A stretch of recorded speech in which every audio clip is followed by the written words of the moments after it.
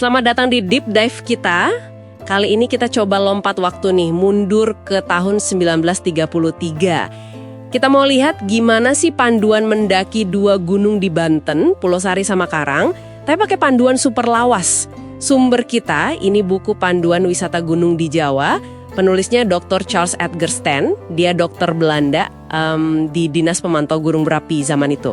Oke, kita bongkar yuk misinya apa? Ya kita pengen tahu aja rute tips tantangannya gimana hampir 100 tahun lalu. Bayangin deh, Anda siap-siap naik gunung di era Hindia Belanda gitu. Betul. Dan panduan ini kan diterbitin sama Asosiasi Olahraga Gunung Hindia Belanda ya. Jadi tujuannya jelas banget buat mengurangi kesulitan persiapan sama risiko perjalanan. Isinya detail loh, soal porter atau disebut kuli waktu itu. Terus soal air, jarak, jalur mana aja yang agak sulit. Kita mulai dari Pulau Sari dulu mungkin ya? Boleh, Pulau Sari dulu. Oke, Gunung Pulau Sari atau Pulusari, 1346 meter. Rute utamanya itu start dari Pandeglang, nanti menyusuri jalan arah Labuan ke Desa Pari, terus ke Mandalawangi. Nah ini nih di tahun 1933 itu katanya udah bisa pakai mobil sampai sini. Wah, serius? Udah bisa mobil sebagian? Iya, udah bisa.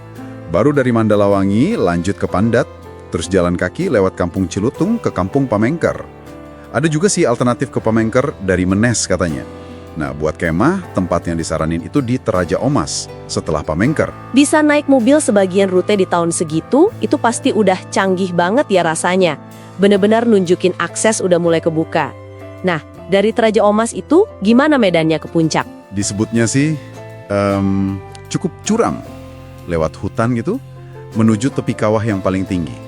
Dari situ, lanjut lagi ke area Solvatar, yang ada bau belerangnya itu loh. Di tengah kawahnya yang bentuknya kayak tapal kuda, baru sampai puncak. Oh iya, ada juga rute turun alternatif ke arah Tenggara, lewat titik 972 MDPL, turun ke Dusun Gunung Tangerang, terus tembus ke jalan raya di Desa Gobang. Oke. Pulau Sari kedengerannya lumayan ya tantangannya buat ukuran zaman itu. Sekarang kita pindah ke gunung yang satunya, yang lebih tinggi. Gunung Karang.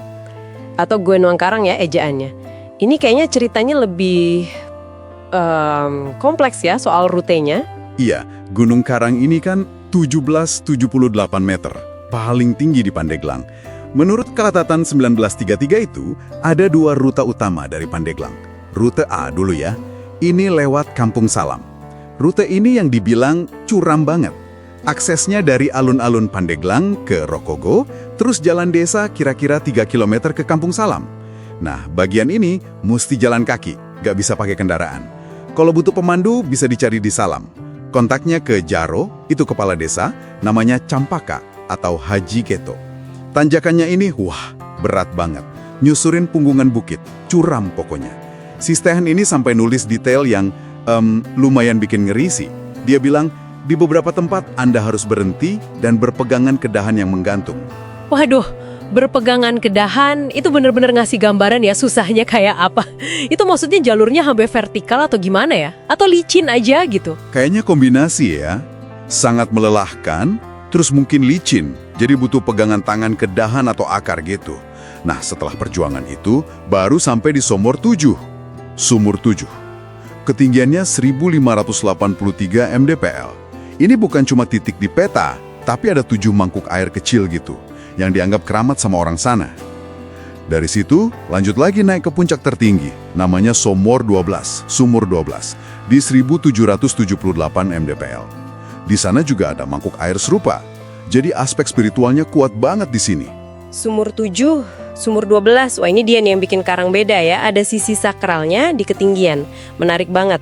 Terus turunnya gimana dari puncak? Turunnya ambil arah timur, nanti lewat Tegal Pakue, itu dasar kawah tua yang datar, isinya pakis semua. Terus kawah Haji, tanah belerang. Lanjut lagi ke kawah Walirang, nah ini yang aktivitas solvataranya kuat. Baru deh berakhir di Kampung Pagar Batuo, terus balik ke Pandeglang. Oke, itu rute A yang curam. Tadi katanya ada rute B?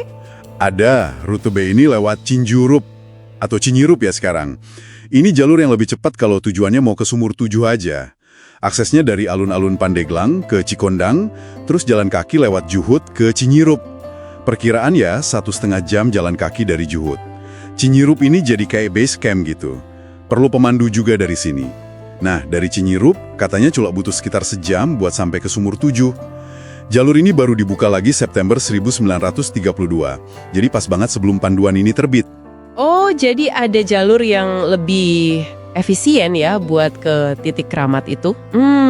Tadi disebut juga soal biaya ya di panduan itu. Detail kayak gitu pentingnya apa ya zaman dulu? Apa biar ada standar atau biar pendaki nggak dikerjalin soal harga gitu? Bisa jadi dua-duanya. Yang jelas ini ngasih kita gambaran lah soal ekonomi pendakian tahun 1933. Contohnya nih ya, pemandu rute Salam itu biayanya F,75 gulden. Terus kuli angkut barang di rute Salam itu F,1 gulden. Nah, kalau kuli buat ke puncak lewat Cinyerup itu F,1 gulden juga, udah termasuk naik sama turun. Angka ini kan jadi konteks ya, nilai jasa saat itu segitu. Iya, kebayang. Tapi yang paling berharga dari semua ini, panduan yang umurnya udah hampir seabad ini itu bukan cuma soal rute ya.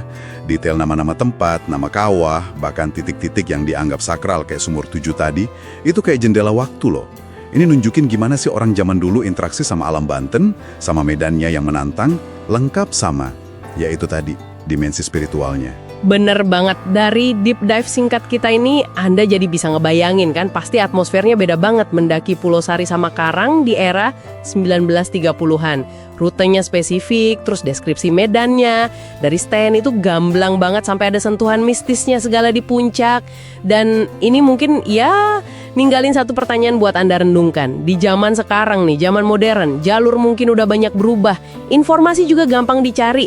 Sejauh mana ya tempat-tempat kayak Sumur 7 atau kawah-kawah yang tadi disebut itu masih punya makna, entah makna budaya atau spiritual buat masyarakat lokal di sana. Sesuatu buat dipikirkan lah, mungkin sambil Anda merencanakan penjelajahan Anda berikutnya.